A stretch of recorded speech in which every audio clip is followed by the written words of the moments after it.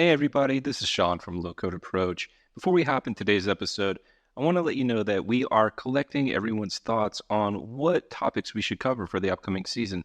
To submit them, hopefully you're not driving. If you are, wait until you get somewhere safe. But go to aka.ms/low code topic request. That's all one word. aka.ms/low code topic request. And from there, enter what topics you'd like us to cover in the upcoming season. And who knows, maybe we'll be able to get to them and get to the best people at Microsoft to talk to. Anyway, thanks for listening. We're excited to get your thoughts.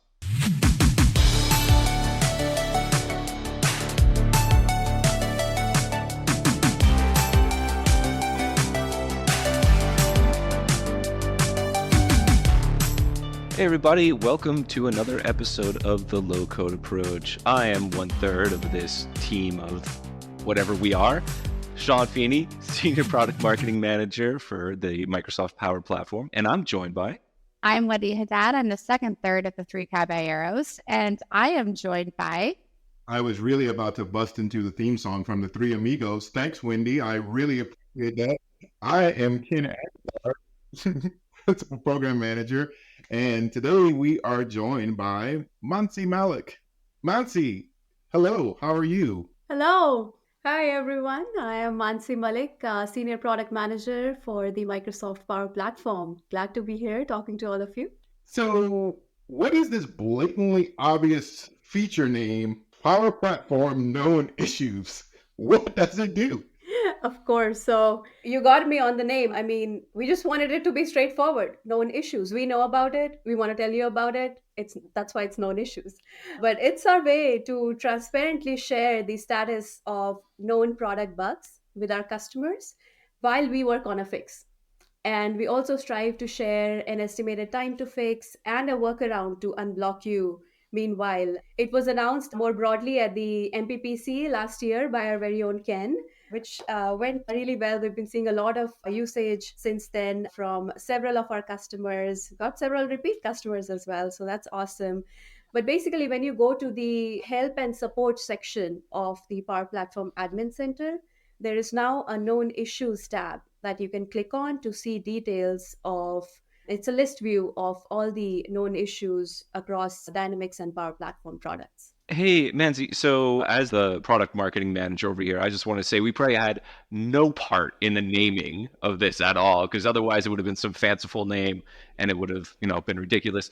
Quick question. You mentioned that, you go to the Power Platform Admin Center and you're able to go and see the known issues. Is this tied to a specific admin role? So is it environment admins or is it tenant admins? Like who gets to actually see this? So anybody who has access to the help and support section can see known issues. So that's how the access is related. I think it's a little bit, the environment admins can access it, tenant admins can access it. I think all of them can access the help and support section. So as long as you can access that section, that's how we tie the access to known issues as well. Global admins, our platform admins, Dynamics admins, environment admins, sys admins, those folks, anybody with a high level administrative role are the folks who can access the help center. She said that a related security word question, so it triggered me. Sorry. This is your therapy too, Ken. It's okay. We got you. So, Mansi, is it specific to the Power Platform, or is this also being integrated into other admin centers across the Microsoft ecosystem?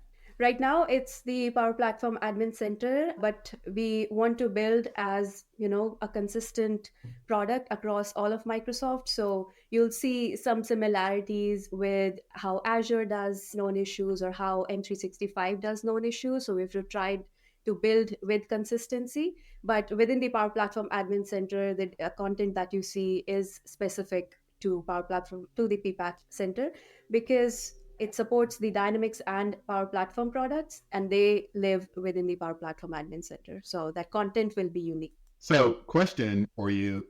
How do we get some of these known issues? Are these things we discover, or is this from customer feedback, customer support tickets? How do we generate the known issues, if you will? Great question. So there's two ways we get the queue to publish a known issue. First one is customer reported incidents.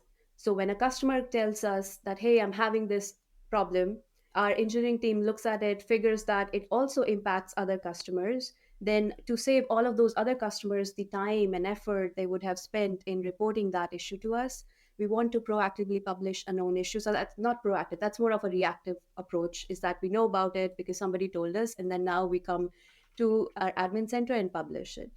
The second one, which we prefer happens, more times than the first one, is that our monitoring systems tell us that, hey, something's wrong. So as part of building the world's most reliable products, we have a lot of monitoring and telemetry systems which alert us when something goes wrong. So that is our second cue to publish a known issue to our customers. Hey, so the known issues that are shared through the known issues feature, does Microsoft prioritize addressing those issues, or how do we treat that? Yeah, it's definitely a priority for our engineering teams. But in spirit of transparency, I should also add that not all known issues are prioritized equally. Issues with highest customer impact will be addressed first, or when there is no workaround present, then we want to fix those on priority as well. One thing to note is that due to a safe rollout process that we follow across all Microsoft products, fixes to that known issue might not be available to all customers in all regions right away. So that is just something to keep note of, that even though the known issue might say it's resolved, it might take some time for it to flow through to your tenant, your environment, and your region. But throughout this all, our goal is to keep you informed and continue to share updates via known issue. I think that's a great point that Mansi just made. So a little bit of transparency in the rollout schedule. We generally tend to roll things out in regions and whatnot. Canada is usually the first, believe it or not, and then followed by Brazil, a bunch of others, and then US regions are usually last. If you'd like more details about that, I think we have it published somewhere. I'd have to go find the docs. No, but I'm sure that makes sense because you're going to prioritize the security issues more likely first and not higher than some of the other feature issues. I'm curious though, once a known issue is discovered, either by Microsoft or by a customer, how long does it take for us to publish that? So is it faster for me to go to Twitter and start, searching and seeing what's there, or can I rely on this? So when we first rolled this out, it took us a couple of hours to publish something. But before I give you, the exact time that it takes us usually, the long answer is that it really varies. Sometimes when it's reported to us by a customer, we do our analysis on top of it, and based on the priority, we'll go and publish the issue, right? But if it's something that's a security issue or something that is very, very high priority, something's down, or, multiple users, multiple tenants cannot access something, we'll prioritize that and publish it as fast as we can. We've got our systems in place that try to automate some of these steps. And that's something we've been constantly improving on since we launched known issues. So we've gotten down to, being a few minutes of publish time from when we started. But the content that we put in front of our customers, we want to make sure it's top quality. We just don't want to go and publish anything, right? So we want to make sure it's compliant. We're following all the rules. We're making sure that we're giving our customers exactly what is needed in that time when they're already frustrated by a problem that they're facing. So to make sure it's top quality, make sure it covers all the information that could be useful. We do try to do our due diligence while balancing the time that it takes to publish it. So it's usually a fine balance, but we try to get to it as fast as we can.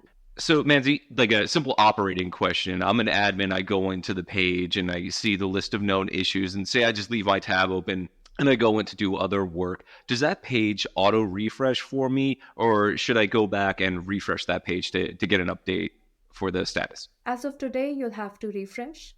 But a neat little trick I'll give you there is that once you've identified that, this is a known issue that impacts me, and you're on its page to see more details, just bookmark that URL, because that URL is specific to that known issue. So you can just come back and refresh that instead of going to our known issues tab and then finding that issue again and then looking for updates.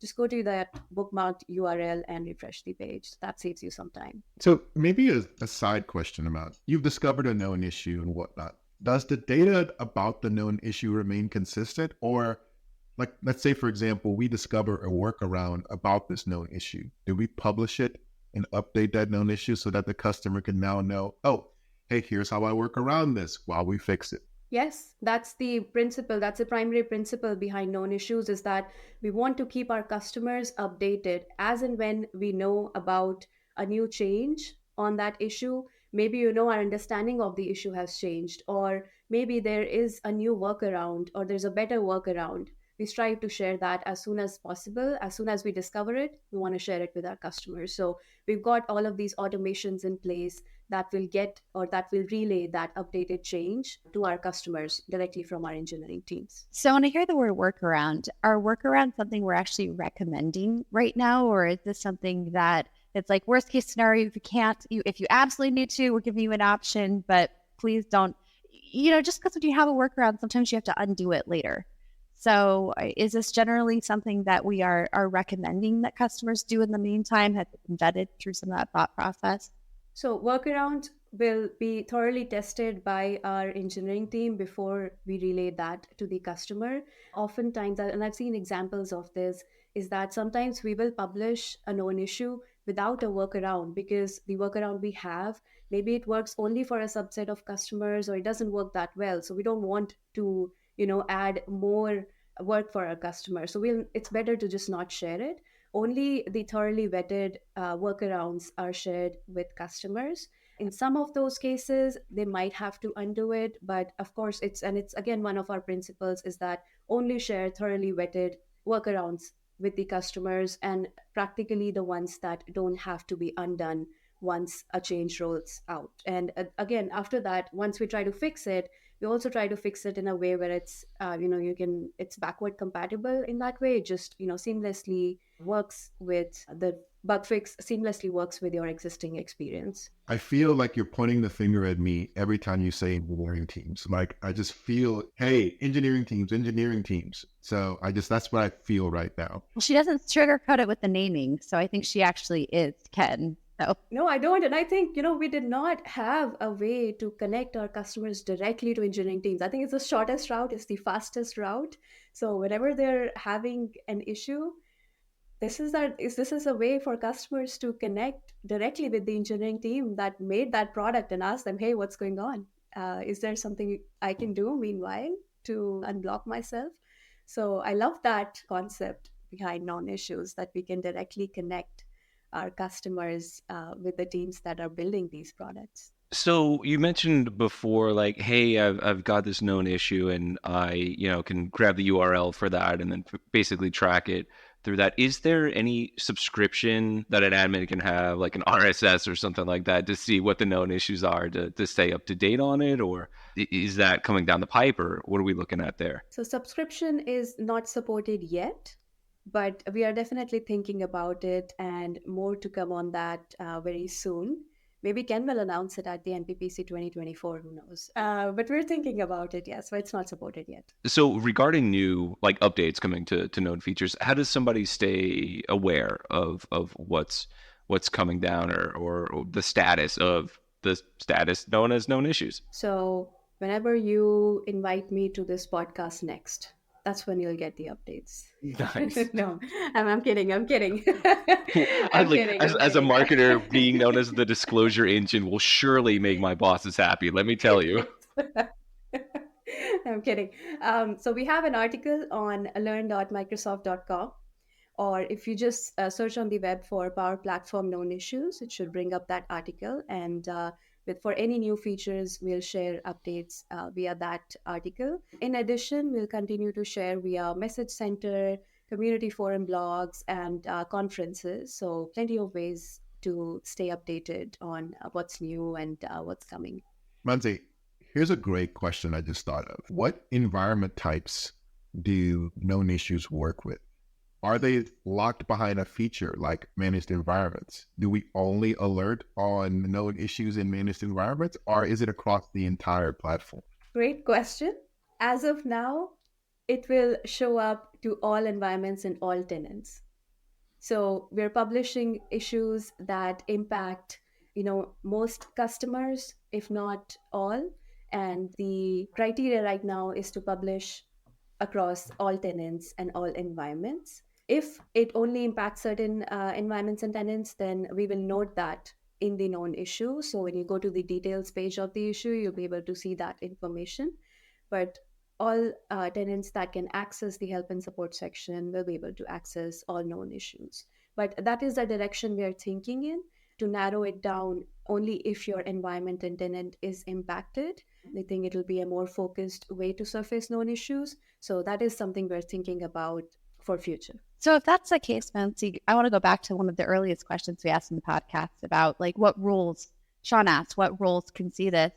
Why are we not surfacing these issues to makers who may run into this? Because wouldn't that necessarily take the burden of the communication off of the admins? Great question.